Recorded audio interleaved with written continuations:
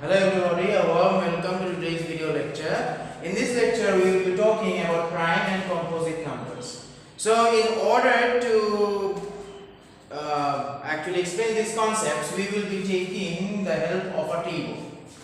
As you can see on the board, on the left side of the table we have certain numbers, and on the right side we will list the factors of those corresponding numbers. Now the first number in this table is 2.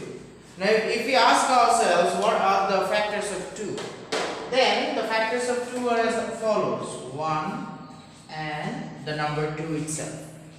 Now coming over to the next number 3, what are the factors of 3? Well, the factors of 3 are just 1 and the number 3 itself. Along the same line of logic, the factors of 5 are just 1 and the number 5 itself.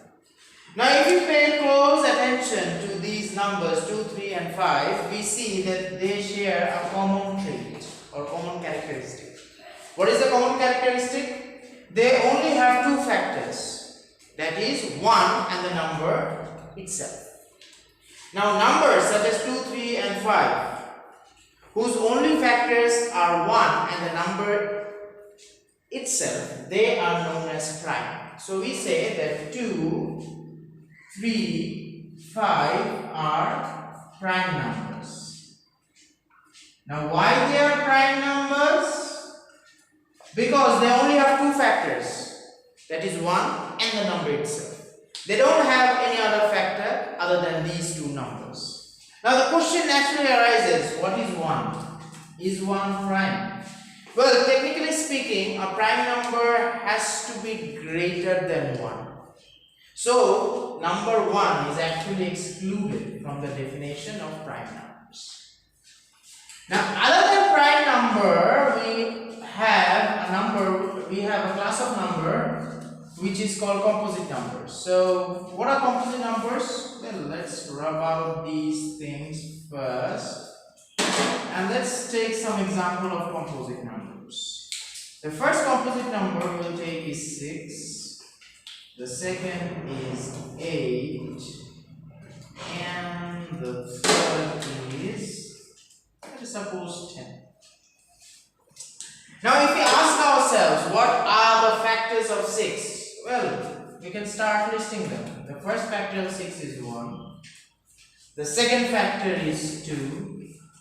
The third factor is 3, and the last factor is the number 6 itself.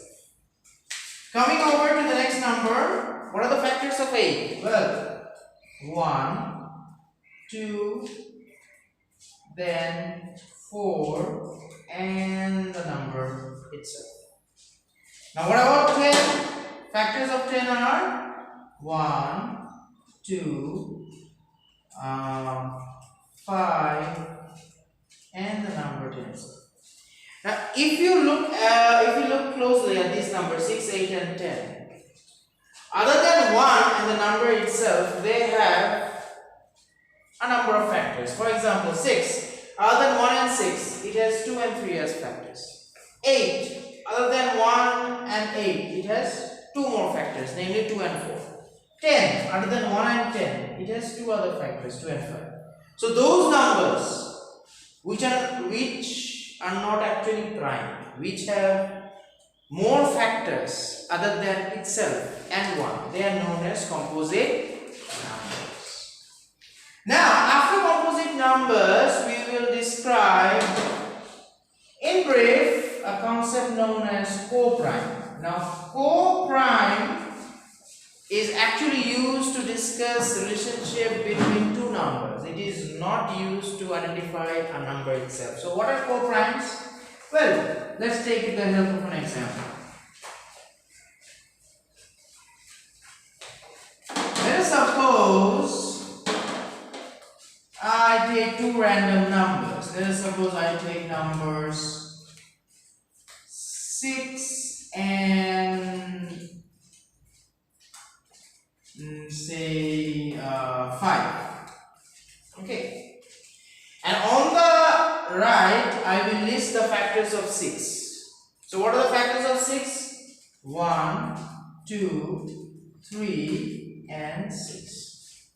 Now coming over to 5, what are the factors of 5? 1 and 5.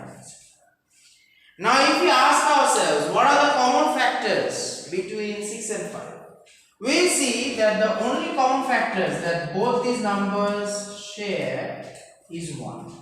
So what are co-prime? Two numbers are said to be co-prime. Two or more numbers are said to be co-prime if the only common factor that they share is 1. So let's write it down. I think this concept demands a bit of writing. So 2 or more numbers are said to be co-prime if the only common factor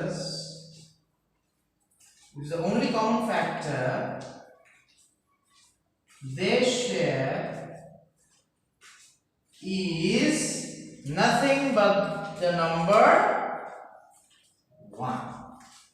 So with this I would like to actually draw a conclusion to today's lecture, and I think these 3 concepts, these are very small but useful concepts, and I hope these will come to use to anyone trying to learn mathematics. So bye bye for now, see you next time.